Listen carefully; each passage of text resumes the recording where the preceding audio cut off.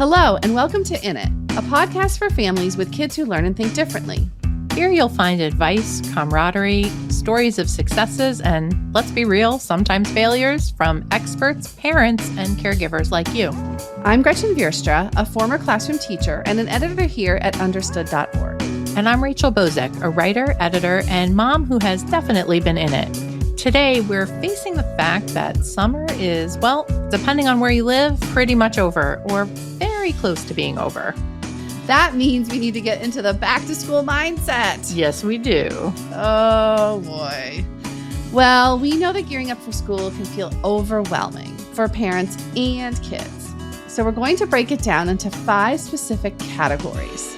And we've got Kate Garcia on hand to help us out. Kate is a high school teacher for kids in grades 9 to 12, and she has loads of experience and lots of great tips to share. Kate, welcome to In It. Thank you for having me. I'm so excited to be here. We are so happy to have you here today, Kate. First, I think Rachel and I are going to get things rolling with a couple of tips we've picked up over the years, either from personal experience or from advice we've actually gotten at Understood. And the first one has to do with sleep. Kids' sleep schedule over the summers can get a bit wacky. And as school starts to come, we need to figure out how to get them back on that school sleep schedule. So we've gotten advice before that one of the best ways to do that is to kind of calendar it out, right? So look at your calendar and decide, if your kids have been going to bed much later at night, to calendar out, okay, we're going to roll it back, 30 minutes this week, 30 minutes this week, until you kind of get it as close as you can to your school schedule. Now, I've calendared this before and said, yes, we're going to do this year. It's going to happen. It falls apart a lot for me. I don't know. I feel like sometimes I find ourselves back at school and I'm just like, oh my God, you guys have been going to bed at midnight and now it's time to go to bed at 9. Okay. So Kate, as a school teacher yourself, I know that you probably are off schedule and want to get back and ready for your school schedule. So do you kind of do the slow, gradual change, or do you just find yourself kind of like falling into, all school's here, everyone's got to go bed early and get up early because it's happened in front of our faces and we've done nothing about it?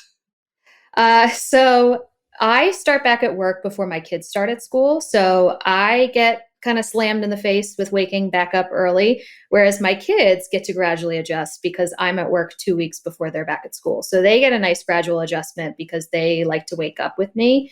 And so we'll slowly adjust them. Whereas I struggle for the first few days of PD being back up and not on my regular schedule.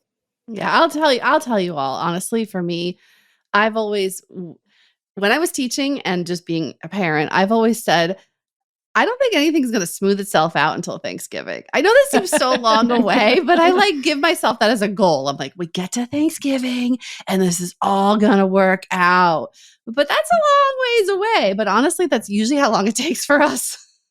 That's fair. That's fair. And then after the holidays, you're like, oh, we're halfway done. I know. Yeah. So Kate, the next thing we want to talk about is clothing. So I've noticed as kids get older, they care more about what they're wearing and they have more to say about it. But I really don't want that conversation to happen every morning, especially at the beginning of the year when we're trying to get out the door for school. So one thing that has helped has been kind of getting them to pick out their own clothes before the week. Like there was one week in particular where I was away for work and I made sure that this happened before I was out of town. So maybe the solution is that I'm just not here. But it really did work to have, and this was for my daughter who was in 5th grade at the time, pick out her clothes for the week. And we got one of those over the door hanger contraptions that basically had like 5 compartments. And we just put everything she was going to wear for each day in each of the compartments, like down to the socks and underwear. That's smart. And it totally worked. And I'm like, oh my God, I'm doing this for the rest of my life. I'm getting one for myself. And of course, we didn't continue this as consistently as we should have. But that is something that has really helped. And maybe that's something that would help other people. But I don't know. Clothes just seem to be a never-ending challenge. Yeah. And I know for lots of kids, there are sensory challenges associated with clothes, right? That some things just don't feel comfortable. They're too scratchy, they're itchy. Even if it's cold out, some people don't like to wear long pants. And so that can be a struggle too. Kate, I don't know if you've ever noticed any of that with your own with students or with your own kids. Yeah, absolutely. And I love the over the door hangers. Those are great. So I will say one of the things I've had to learn with clothing is sometimes what I want them to be wearing or what I want the outfit to look like, I have to let go of. And they have to Hmm. wear what's comfortable for them. And, at the high school level, I see kids who come in similar clothing for different seasons. And I think part of it is just letting them express themselves in whatever brand happens to be most comfortable for them. So with the sensory issues, if you find a brand or a type of t-shirt or long sleeve that works for them, buy it in a couple colors or buy a couple versions of it and take that pressure off of yourself to have your kid in a certain outfit on certain days at certain seasons. It's hard to let go, but I know sometimes that's what we need to do. Yeah. I do have one other tip, which is to help your children label their clothes, especially like sweatshirts and things they might take off during the school day, especially for kids who might not have that at top of mind. When they're going to pack up for the day, you don't want them searching through a big pile of things to try and find which one's theirs and then stressed if they have the right one. So adding little labels somewhere in the tag can help them with that. That is a great tip. Yes. And that kind of leads to our next thing on our list then, which is getting organized. I don't know about you, but every beginning of the school year, my kids and I kind of just like think we're going to crack the code when it comes to organization. It's a struggle sometimes to keep track of worksheets, assignments, deadlines, all those executive function skills. So, Kate, do you have any winning organizational strategies for kids that you can share? So I do have a tool that I found recently, and it's an AI tool that is very helpful with breaking down tasks. So either for students who are more capable or for parents, it's called GoblinTools. And what you do is you go to this site and you type in the task that you're trying to accomplish. So let's say, even if it's just setting up a visual schedule for my child. And just like any other AI tool, you give them as much information as you can. And it has these little peppers next to it. And that's how spicy you want the breakdown. So you can have it broken down very strongly or a little bit, and it'll populate all of the steps. So for kids in middle school up to high school, where you're trying to figure out this routine or trying to break down tasks, it can be extremely helpful. And for the parent of younger kids, this can be helpful to try and figure out, how do I take this very large feeling task and break it into manageable steps? You are the second teacher that's told us on the podcast about that tool. Oh, really? Yes. I love it. Okay, so if you have younger kids, though, and you don't want to necessarily use some kind of tech tool, what are some basic strategies that you can use with young kids to get them organized? So one thing that I like to do is have dedicated spaces for things. Like when you come home, your backpack goes in a certain space until we've sorted through everything that's in there. We've done the homework, we've packed it up, and then it moves to a new space. And that's where it is when you find it in the morning and you're ready to go. I found that helps me as well because I know what's been handled and not handled. We also use a lot of color coding at our house. So different subjects have different colors, as well as different children have different colors. And also using positive reinforcement. So when my kids are able to remember, oh, the backpack goes here, it's baby steps at the beginning of the school year. And we have open communication about it. Hey, this isn't working for me because I'm trying to make dinner and your stuff is all in the way. What can we do to solve this problem? Simultaneously teaches your kids to be a problem solver, as well as keeps everything organized in a way that works for everybody in the household. That sounds so real. The whole things are in the way. And I love how you just said that in a calm way. How can we solve this together? I don't think I always do that. I feel like I'm like, what is this hot mess? Why is it in my way? I'm trying to make dinner. But I'm going to try to channel that. Yeah, I do a lot of, why is this here? Like, that's probably not helpful. Like as if there's an answer. Yeah. Yeah, that comes out of my household too. Don't get me wrong. Okay. And I'm sure you say it to some of your students sometimes, all right? I mean. Oh, absolutely. Absolutely.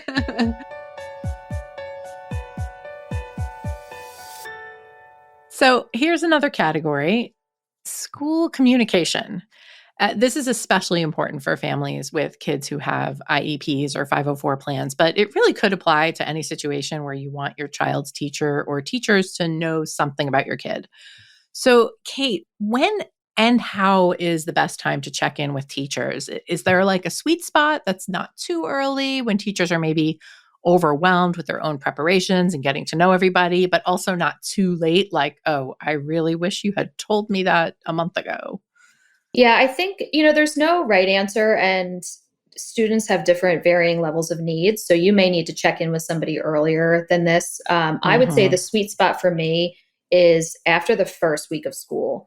Mm. Typically in a high school or even in middle school, you have schedules that are changing. So it's very realistic that the teacher could change as well for that student. And so after that Mm. first week, things have kind of settled down, and you're going to have at least a more solid picture from that teacher. They're going to know your child's name. They're going to know how the routines are going. They're going to have some actual input for you.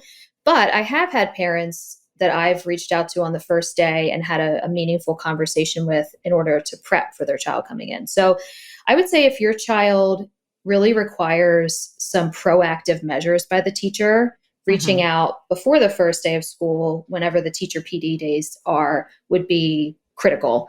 If your child, maybe you just want to check in and see how things are going, I would say wait till after Mhm. that first week when things are kind of a better picture for the teacher. Okay, that's great. And do you feel like at some point within those first, week or 2 weeks of school, everybody should check in, or really only if you have something that you wanna touch base about? I think everybody checking in is a great idea, but especially if you have those concerns, because you Mhm. want to remember that conferences obviously vary by school, but for the most part are not happening until October. So if Mhm. you want to start having more detailed conversations with the teacher, you probably want to get that on their schedule and say, hey, just checking in after this first week. I'd really like to have a more in-depth conversation with you, maybe the teacher can tell you when the first test is or the first major data point, and then you can schedule a conversation for after that time. Like, the teacher obviously knows which students they have in their classroom that have IEPs or 504s, but it can be helpful, right, for a parent to be like, this is my kid, this is their IEP, and here are some things that we've learned over the years that have really worked for my child. I mean, is that information too early, or should you wait later for that? No, I think, communication is a two-way street, right? So I love hearing from parents that have these ideas. I think one thing you want to be cautioned about is your child is going into a new year in a new environment with a new teacher. They may need different things or react in a different way. So I would only hesitate in, you don't want to give the teacher a picture of your child with any kind of negative connotations. You want to let them kind of come into the situation and see how they are. But I welcome any and all communication, because the more I get to know parents as a teacher, the better the communication will flow throughout the year.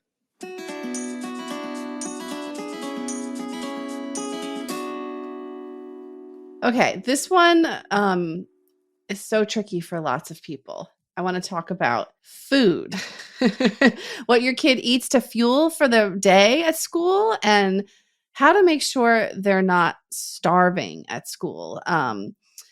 This is where I kind of want to know from you, Kate, because especially being in a school, like I remember when I was teaching, I needed to eat a really big breakfast because I felt like I didn't have enough breaks. And I felt like even the kids didn't have enough breaks sometimes to eat and to, get enough fuel to make it to lunch. Um, so I don't know if you have any thoughts on this, but like, how can we help our kids go to school and feel like they have enough and feel like they have things they want to eat in order to make it to lunch, in order to have their brains be able to work because they're having what they need for fuel.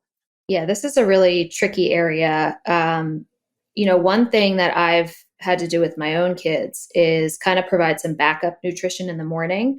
So we incorporate things like Pediasure or like a little protein shake in the morning.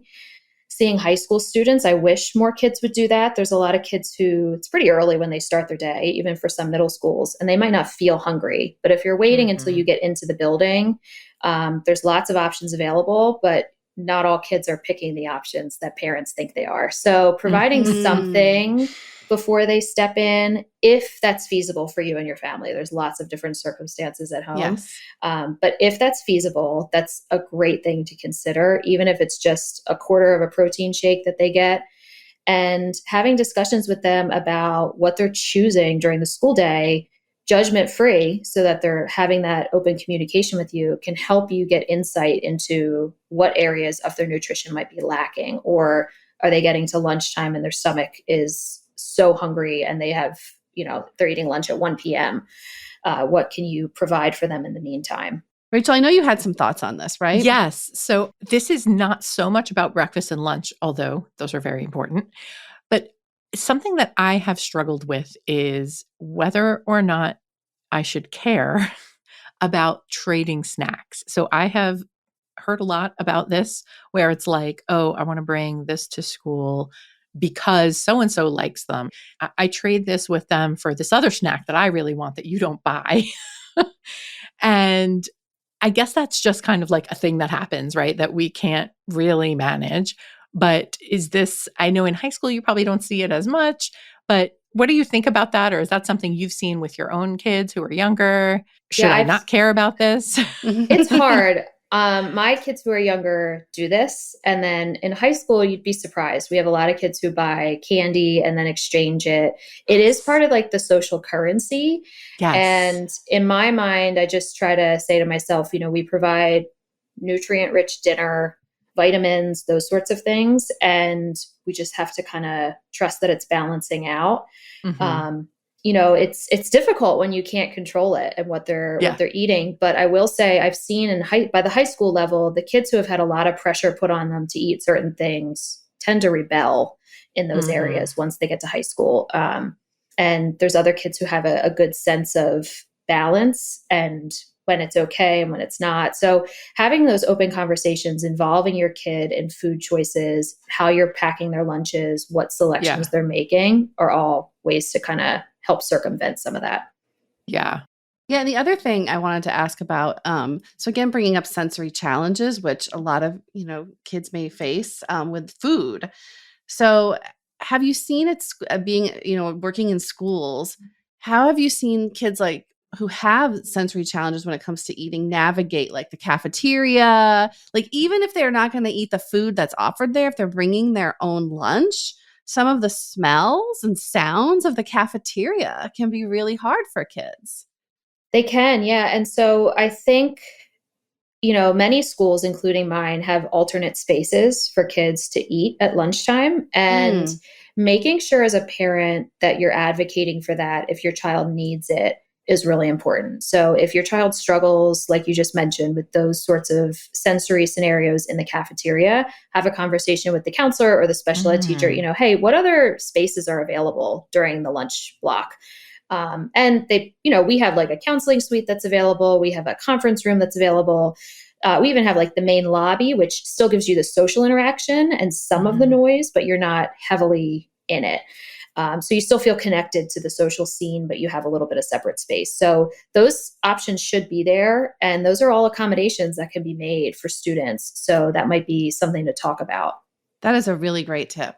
Yeah, that is really good. Because that was another thing about lunch, but it's outside of food, but just that whole social stress for a lot of kids about who am I going to sit with and where am I going to be? And sometimes I feel like lunchtime is like the Wild West at school.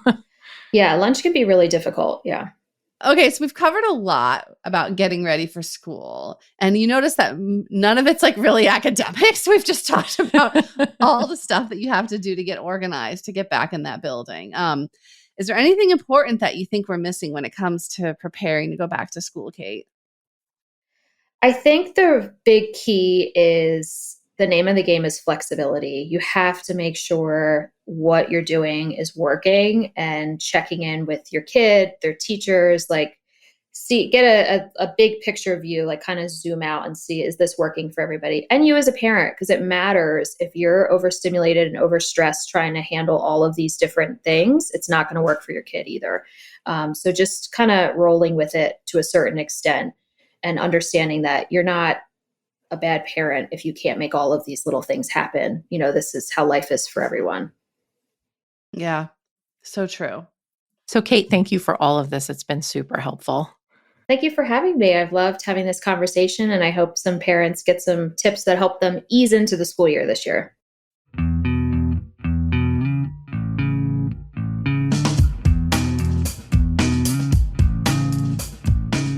Thanks so much for listening today. If you have any thoughts about the episode, we'd love to hear from you. You can email us at init@understood.org. And check out the show notes for this episode, where we have more resources and links to anything we mentioned. This show is brought to you by Understood.org. Understood is a nonprofit organization dedicated to empowering people with learning and thinking differences like ADHD and dyslexia. Learn more at Understood.org. It is produced and edited by Julie Subrin, with additional production support from Cody Nelson and Alana Milner. Justin D. Wright mixes the show, and Mike Erica wrote our theme music. Brianna Berry is our production director. Neil Drumming is our editorial director. From Understood.org, our executive directors are Laura Key, Scott Coshier, and Seth Melnick. Thanks for listening. And thanks for always being in it with us.